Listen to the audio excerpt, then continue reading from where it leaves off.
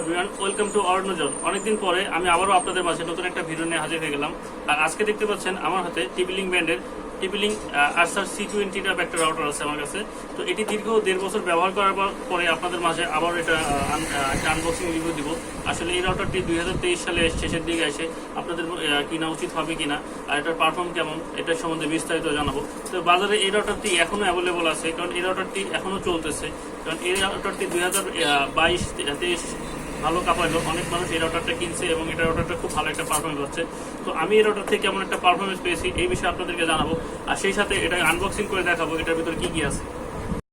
তো রাউটারটি এখন আমি আনবক্সিং করে দেখাবো আপনাদের। তো রাউটারের বক্সের ভিতরে কি কি আছে সেগুলো আমরা দেখবো। তো প্রথমে আমরা বক্সটা খুলতেছি। তো বক্সটা খুলে প্রথমে যেটা পাচ্ছি আমাদের সেই কাঙ্ক্ষিত রাউটারটি, এটা হলো টিপলিংকের রাউটার আর্চার C20। এটি হলো ডুয়েল ব্যান্ডের রাউটার, 750 Mbps এর রাউটার দেখতেই পাচ্ছেন। মাঝখানে টিপলিংকের লোগো দিয়ে আছে এবং খাস কাটা ডায়মন্ড শেপের একটা ডিজাইন দেওয়া আছে, আর এখানে LED ইন্ডিকেটর আছে। তো এটা আমি পাশে রাখতেছি, পরে রাউটারটা দেখবো। দেখি আর কি কি থাকছে।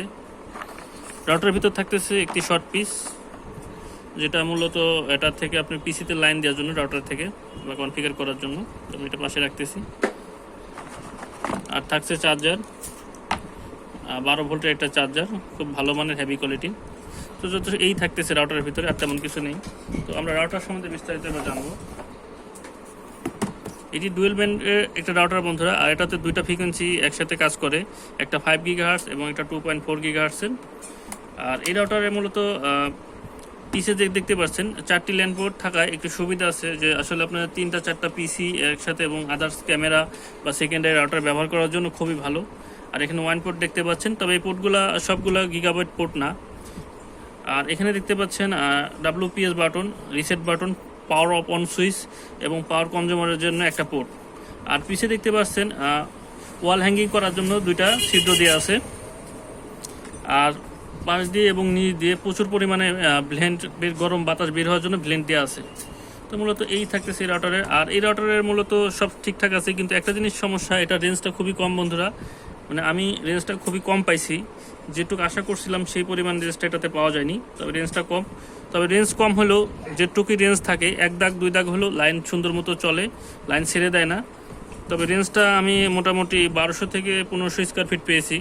আশা করেছিলাম যে 1800 থেকে 2000 স্কোয়ার ফিট হবে, কিন্তু সেরকম হয়নি। তবে এই প্রাইজে মার্কেটে এর থেকেও মানে রেঞ্জ বেশি রাউটার আপনারা পেয়ে যাবেন খুঁজলে। তবে যারা আসলে মূলত একটা ভালো স্টেবল ভালো পারফরমেন্সের একটা রাউটার চাচ্ছেন, যে দীর্ঘদিন ব্যবহার করবেন, এর লংজিভিটি অনেক ভালো হবে, কারণ টিপলিং ব্যান্ড রেঞ্জ কম হলেও মানে ভালো একটা পারফরমেন্সের থেকে আশা করা যায়। আর এই রাউটারটি আপনারা মূলত একসাথে 10 থেকে 12-15 জন অনায়াসে ইউজ করতে পারবেন। 10 থেকে 12-15টা ডিভাইস অনায়াসে ইউজ করা যাবে। এই হলো এই রাউটারের বিশেষত্ব এবং খুব ভালো। আর যারা সিমিলার বা ছোট অফিস বা ছোট রুমের জন্য যারা ভাবতেছেন একটা রাউটার কিনবেন, তারা বেসিক্যালি এই রাউটারটা নিতে পারেন। এই রাউটারটা ভালো হবে। যাদের বাজেট কিনা 2200 থেকে 2100 টাকার আশপাশে, তারা চাইলে এই রাউটারটা চয়েস করতে পারেন।